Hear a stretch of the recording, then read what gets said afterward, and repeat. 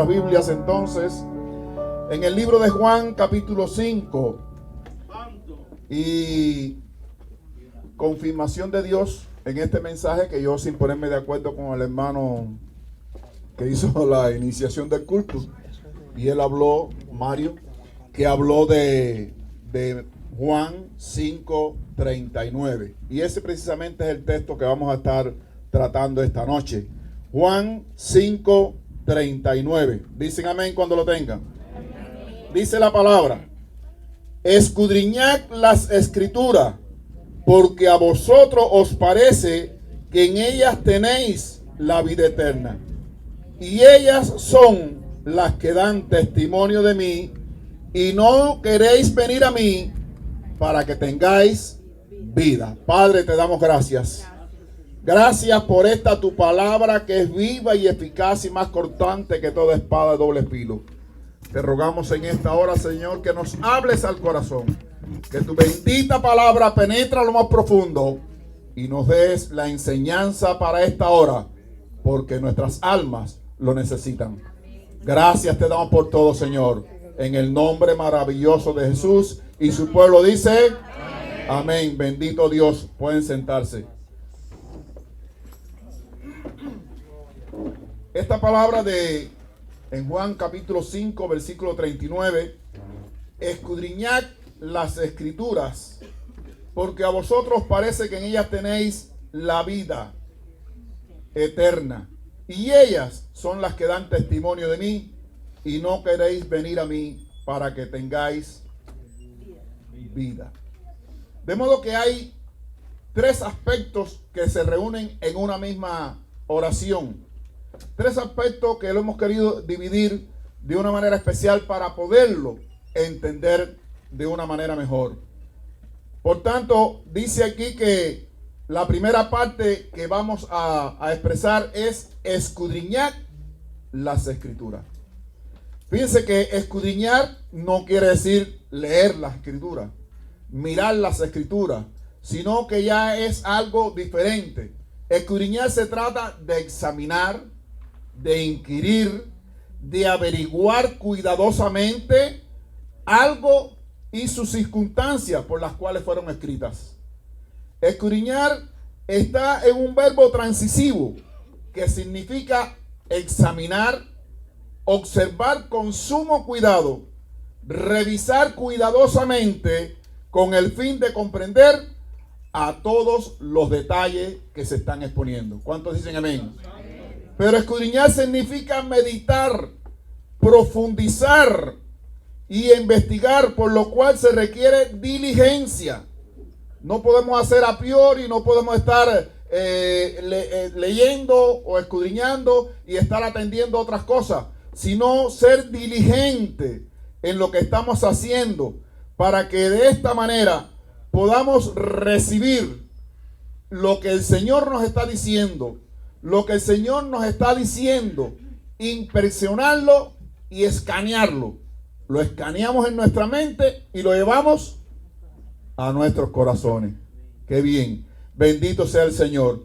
Por tanto, la palabra escudriñar viene del latín scrutinari, y esta a su vez se desprende en scrutari, que significa rebuscar.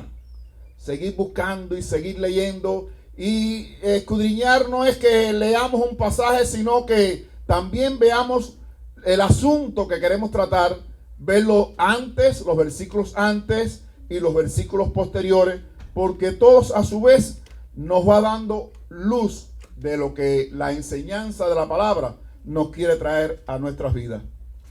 Ahora, ¿por qué decimos que es necesario escudriñar la palabra? Escudriñar la palabra es porque la palabra que estamos hablando no es una palabra cualquiera, sino es la palabra del Dios vivo. Es la palabra escrita, inspirada por Dios, y a través de muchos hombres en diferentes tiempos, épocas, circunstancias y muchos años. Pero desde Génesis hasta Apocalipsis no hay ningún tipo de contradicción.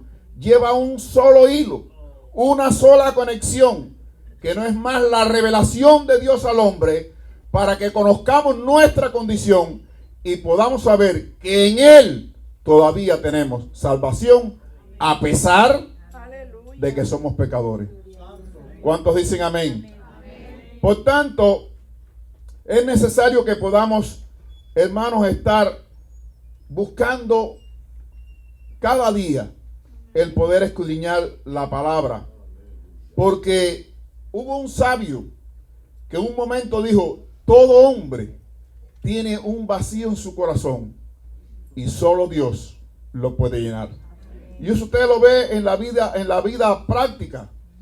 En la vida práctica, las personas tienen que adorar a alguien. Cuando no encuentran al Dios de la Biblia, pues cualquier cosa les sirve.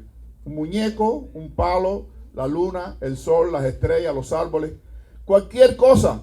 Porque es que esa necesidad está intrínseca de parte de Dios en nuestras vidas. Por tanto, debemos procurar alcanzar la fe y el conocimiento de la palabra y del Dios vivo a través de ella. Y yo estuve, quizás ustedes oyeron también, cuando Pablo le habló a su hijo Timoteo, que le dijo,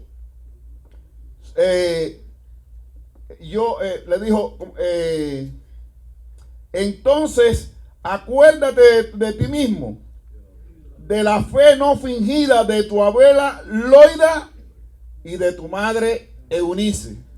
Y yo, sin ponerme de acuerdo con Pablo, porque yo cuando era joven no conocía a Pablo, y sin tan siquiera conocer tampoco a Timoteo, pues me pasó lo mismo que le pasó a Timoteo. Yo también busqué la fe de mi abuela. La fe de mi abuela fue la que me llevó, siendo de niño, a yo buscar a Dios. Pero yo caminé con ella, busqué con ella muchas cosas, pero de todas las cosas que visité, fueron todos los centros oscurantistas que habían en mi región. Y para mí aquello era lo máximo, aquello era lo último. Y yo pensaba que verdaderamente estaba buscando a Dios. Hasta que hubo un momento en que Dios me dio cordel y cordel y me dio cordel. Y yo pensé que ya yo estaba llegando a las alturas. Pero en un momento me destronaron.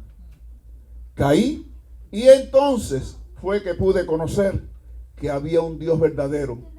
Que había un Dios que verdaderamente estaba ocupándose y quería que yo tuviera cuentas con Él, que yo lo conociera. Pero como yo no lo conocía porque no tenía Biblia y no conocía al Dios de la Biblia, entonces fue que verdaderamente comencé a buscar al Señor. Y buscando al Señor fue que me predicaron la palabra, yo me convertí, nos regalaron algunas Biblias y empezamos a leer las Biblias, pero no entendíamos tampoco. Entonces vi a aquella persona que me predicó y me enseñó la Biblia y dije: óyeme, yo de esto no entiendo nada. Dice: porque eso que tú estás leyendo es la palabra de Dios. Cuando vayas a leerla, ora al Padre del cielo y Él te irá dando el entendimiento. Y así mismo fue. Cuando empecé a orar y a leer, orar y leer, entonces fue que me vino la luz del Evangelio, la luz de la palabra. Y a partir de ahí que me convertí y comencé a caminar con el Señor, entonces ya no leía la Biblia. Ahora me dediqué a escudriñar las Escrituras. Es algo más profundo, es algo más real, es donde verdaderamente Dios se te revela. Cuando hay algo, usted lee un versículo una y otra vez y una y otra vez y un día dice: pero mira qué facilito está esto, mira qué bien, pero ¿y ahora cómo lo entiendo? ¿Por qué? Porque está escudriñando las Escrituras. Pero yo no sé si a usted le pasó lo mismo que a mí, porque cuando comencé a escudriñar, entendí, pero muchas cosas. Miren, reconocí que no descendía del mono. Eso fue yo pensé, Y allá en Cuba había en la televisión que era un artista cómico, que por lo menos, aunque lo hacía cómico, lo hacía por toda la televisión nacional, que decía: oye, manga, si el hombre desciende del mono, ¿por qué no surgen hombres de los monos actuales? Y aquello se oía en Cuba entera, en toda la televisión, que parecía un chiste. Era una crítica a que verdaderamente no somos descendientes del mono. Pero también conocí que hay un solo Dios, porque yo tenía muchos dioses paganos, y a uno tenía que ponerle vela, y al otro ron, y al otro no sé cuántas cosas, y tenía una esclavitud con ellos. Y sobre todas las cosas, casi siempre que yo iba a esos lugares, me tenía un muerto atrás. Y entonces lleva más tabaco, más vela, más ron, y se me iba ese, pero a la otra tenía otro muerto. Y dije: pero ¿de dónde salen tantos muertos? Y qué bueno que cuando conocí a Jesús, todos los muertos se perdieron, porque hasta Jesucristo, que estuvo muerto, resucitó. Y yo, que estaba muerto en mis delitos y en mis pecados, también el Señor me resucitó. ¿Cuánto le da un aplauso fuerte al Señor? Pero que ese Dios nuestro es fuerte y celoso. Ahí fue donde dije: bueno, entonces, ¿qué yo hago con aquel y con el otro y con el otro? No tengo que ver nada. Es fuerte y celoso, que visita la maldad de los padres sobre los hijos, que maldice hasta 4 generaciones de los que le aborrecen, pero bendice hasta 1000 generaciones de los que le adoran. ¿Cuántos dicen amén? Me di cuenta también, no sé si lo digo aquí, que yo era pecador. Óyeme, si mi familia decía: miren el ejemplo de Roberto, qué bueno es Roberto. Yo era lo mejor que había allá en mi casa. Qué bueno es Roberto. Y ahora, de buena primera, me doy cuenta que soy un verdadero pecador. Alabado sea el Señor. Pero también que Dios, en su gran amor, dio a su Hijo por mí, para que muriera en la cruz, para que su sangre preciosa me limpiase de todo pecado y de toda maldad. Y ahora entonces pudiera andar yo con la frente en alto, sin tener más muertos atrás, sin tener más problemas y dificultades con la santería. Y ahora andar buscando al Rey de Reyes y Señor de Señores, al único y verdadero Dios, y a la vida eterna. Pero también me di cuenta, escudriñando las Escrituras, que hay una vida más allá de la muerte. Y qué miedo le tenía yo morirme. Dije: ay, si yo me muero, los planes que yo tenía en mi mente se iban a acabar. Y que era una psicosis con el lío de la muerte. Y ahora que conocí a Pablo, ahora entiendo que para mí el morir es ganancia. Nadie quiere adelantarse, pero el morir es ganancia. Bendito sea Dios. Todo que sea en el tiempo del Señor. Bendito sea Dios por los siglos de los siglos. De modo que hay muchas, pero muchas cosas más que Dios tiene preparadas para nosotros, que están reveladas en su palabra, que no la podemos ver a vuelo de pájaro, sino escudriñando cada día más su palabra, reflexionando, pensando, buscando, revolcando y estando en contacto con ella, porque en ella encontraremos que verdaderamente Dios es uno solo. Él es único, el verdadero Dios y la vida eterna. Pero cuando dice aquí escudriñar las Escrituras, hay algo que es diferente a escudriñar las Escrituras. Porque como está escrito en Juan 5:39, dice escudriñad con D. Y entonces cuando las palabras están terminadas en D, están en modo imperativo, que quiere decir que son órdenes, son mandamientos, es de obligación cumplir. Y no nos podemos dar el lujo entonces de estar leyendo y leyendo y leyendo, sino también hay que escudriñar. Hay que dedicar más tiempo a la lectura de la palabra. Y este año en Monte de Sion se está estimulando a eso mismo, a multiplicar la oración y a incrementar la lectura de la palabra. Pero yo diría, más que multiplicar la lectura de la palabra, a escudriñar la palabra del Señor. ¿Cuántos dicen amén? ¿Cuántos le dan un aplauso fuerte al Señor? Por tanto, escudriñar debe ser una exigencia inexcusable de nosotros, porque es una obligación.